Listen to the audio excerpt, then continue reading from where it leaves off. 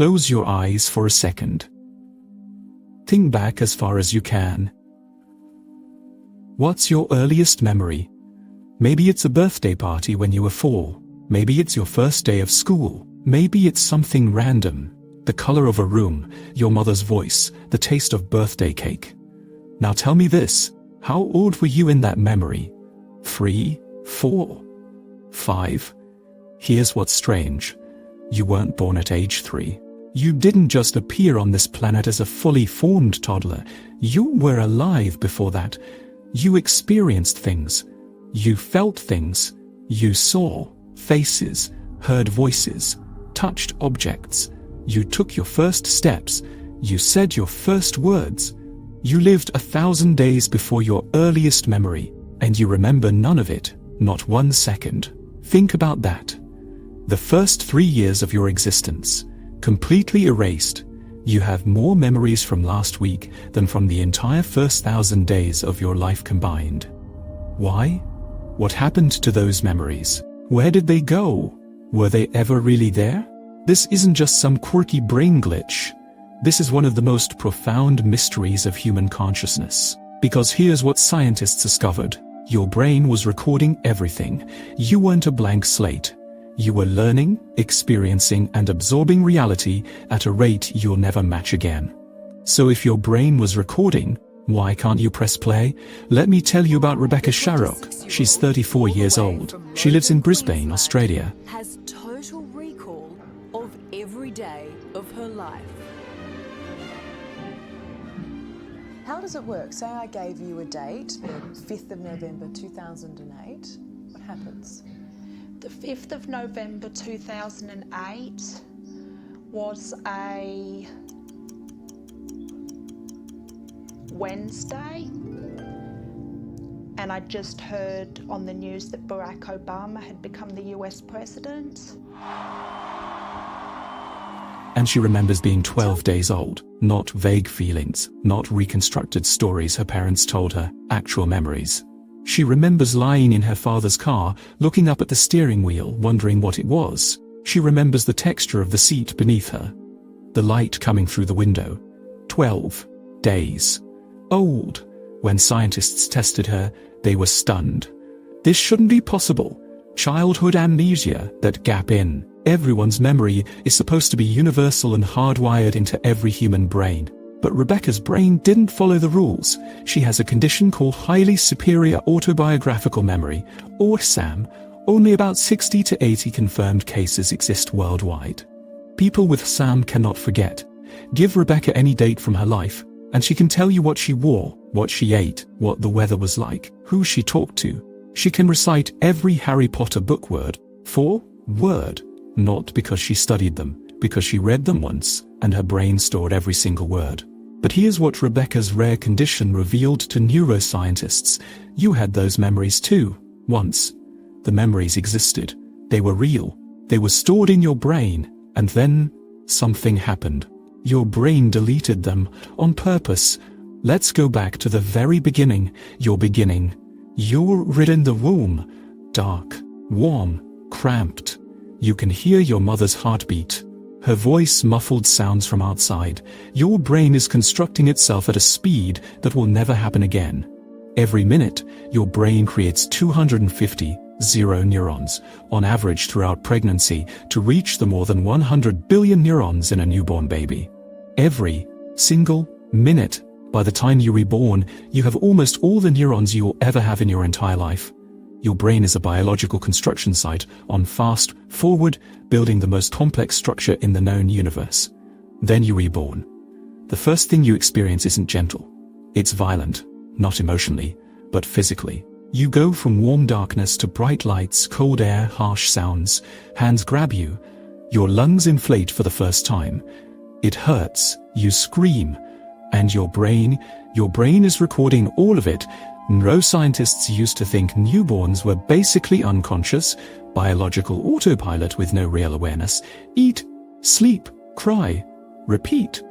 They repeat. We're completely wrong. Research suggests infants can form memories within the first few days of life. They can recall their own mother's face and distinguish it from a stranger's. Your senses as a baby were sharper than they are right now. You could hear frequencies adults can't hear. You saw details adults filter out. You weren't less conscious. You were more conscious, just differently. A baby's brain is like a camera with no lens cap. Everything floods in, no filter, no context. Just raw sensory data pouring into a brain, trying to make sense of reality from absolute zero. And here's the wild part. You were learning faster than you ever will again. By 6 months old, you had already mastered something the world's most advanced AI still struggles with. You learned physics, not equations, intuitive physics. You learned that objects don't disappear when they leave your sight. You learned that things fall down, not up. You learned that faces are important, that your actions cause reactions, that the world follows patterns. You absorbed more information in your first year than most people learn in 4 years of college, and you remember absolutely none of it. Here's where it gets strange. Around age 2 or 3, something changes. Psychologists have found that most modern data suggests adults' earliest memories come from somewhere between ages 3 and 4 on average. Before that, nothing. A void. Psychologists call this childhood amnesia, and for over a century, they've been obsessed with figuring out why. Sigmund Freud was one of the first to notice it. He thought we were repressing traumatic memories from infancy, that birth itself was so traumatic we blocked it out. He was wrong. To date, no experimental studies have found any evidence to support Freud's ideas. Other scientists thought our brains just weren't developed enough to store memories. Also wrong. Research from psychologist Carolyn Rovey, Collier's lab famously showed that infants can form memories from an early age. 6-month-olds can remember things for weeks, 9-month-olds for months. So what's actually happening? Here's the answer. And it's going to sound counterintuitive. Your brain was too good at learning. Let me explain. When you rear a baby, your brain is in what neuroscientists call a critical period. A window when your brain is extremely plastic, constantly rewiring itself, forming new connections, pruning old ones. This is beautiful for learning. It's why babies can learn multiple languages effortlessly, why they adapt to any environment, any culture. Their brains are like wet clay, infinitely moldable. But here's the cost. You can't save a sculpture if the clay never hardens. Every time your baby brain learns something new, it literally restructured itself. New neural pathways formed, old ones dissolved. The entire architecture of your brain was in constant flux, and memories need stable structures to hold them. They're really like files on a hard drive. If the hard drive keeps reformatting itself, the files disappear. Your early memories weren't deleted because they were unimportant. They were deleted because your brain was upgrading itself so fast it couldn't maintain stable long-term storage. You sacrificed memory for explosive learning capacity. But that's not the whole story. Some people, like Rebecca, kept their memories. So clearly it's possible. And here's something even stranger. You probably had those memories for a while. Studies show that 6-month-old babies could remember what to do for 24 hours, 9-month-olds for about a month, and by age 2, infants could remember tasks they were taught even a year earlier. The memories were there, and then they faded. Why? This is where we get into something deep.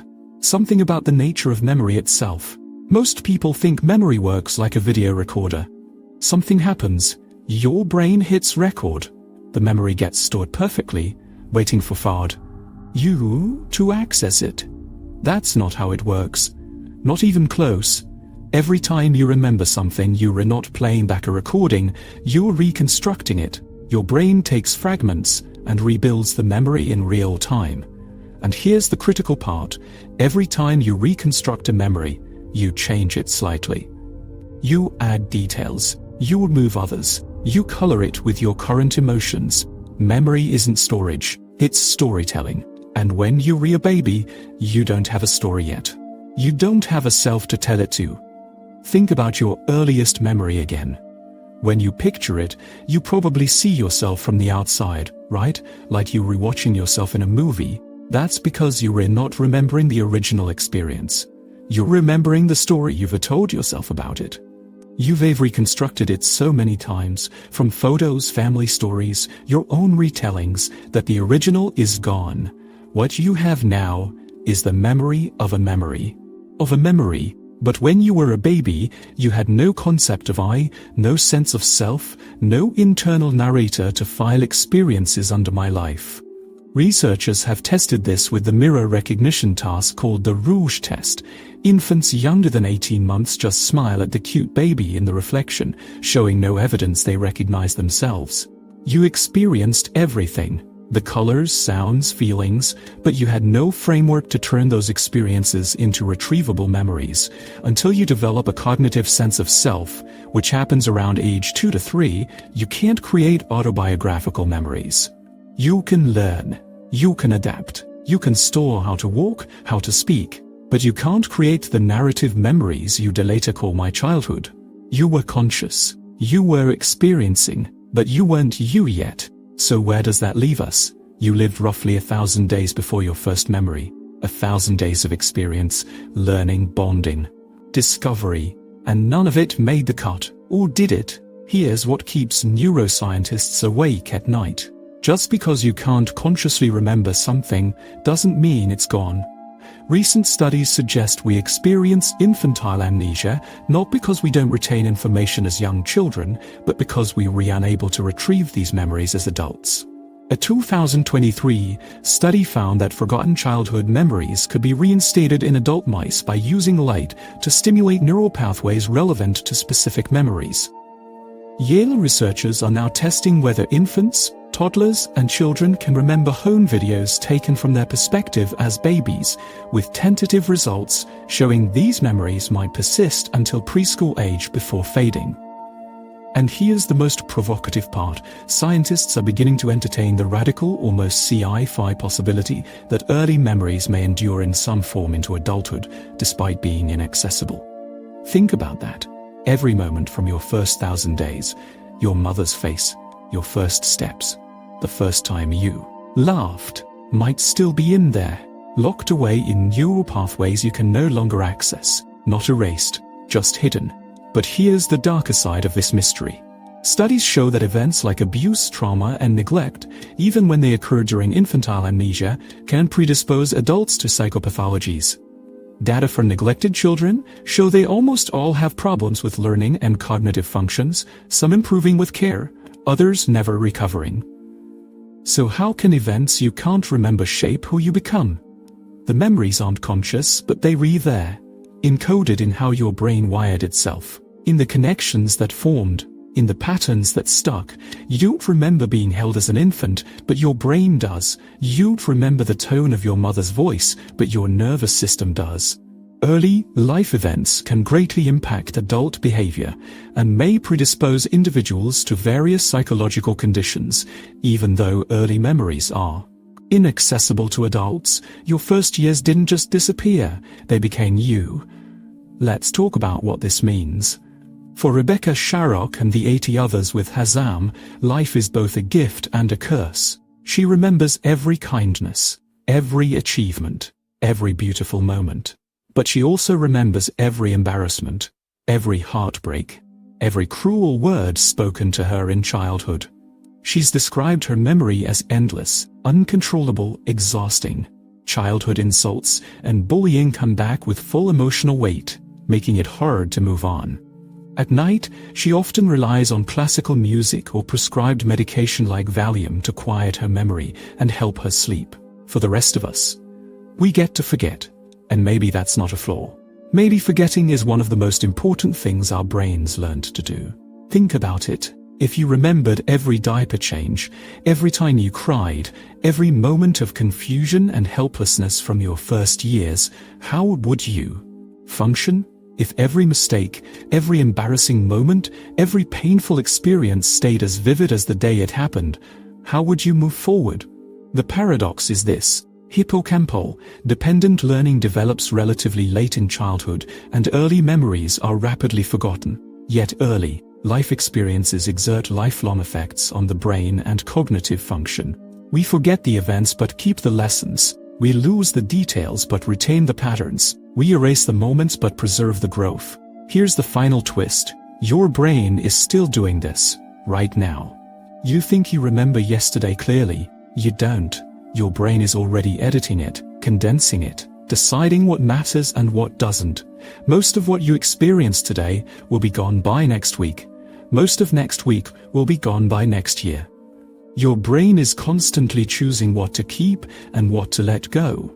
And here's the beautiful part. It's usually right.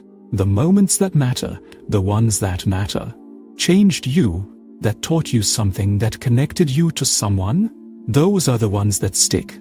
The rest, just noise. So why can't you remember being born? Because your brain was building itself. Because you didn't have a self yet to remember from. Because the memories would have been useless clutter when you needed that mental space to learn language, to understand physics, to become conscious. Because forgetting isn't failure. It's function. Rebecca Sharrock's story teaches us something profound. Memory isn't about holding on to everything. It's about knowing what to let go. For most of us, time softens the past, bad days blur, embarrassing moments fade, heartbreaks lose their sting. But for Rebecca, nothing fades. Every moment, good, bad, and in between, stays as sharp as the day it happened. Her life is a reminder that while memories shape us, they don't have to define us. Your first 1,000 days are gone, but they are also everywhere. In the way you speak, the way you love, the way you react to stress, the way you trust or don't trust, the way you see the world. You don't remember learning to walk, but your body does. You don't remember your mother's lullabies, but your nervous system does. You don't remember being held, but some part of you, deep in the architecture of your brain, does. The memories are gone, but they built the person reading this right now, and maybe that's enough. Close your eyes one more time, think back as far as you can. That earliest memory, whatever it is, isn't the beginning. It's just the first moment your brain decided was worth keeping. Everything before that, still there, just quieter, hidden in the foundations of who you are.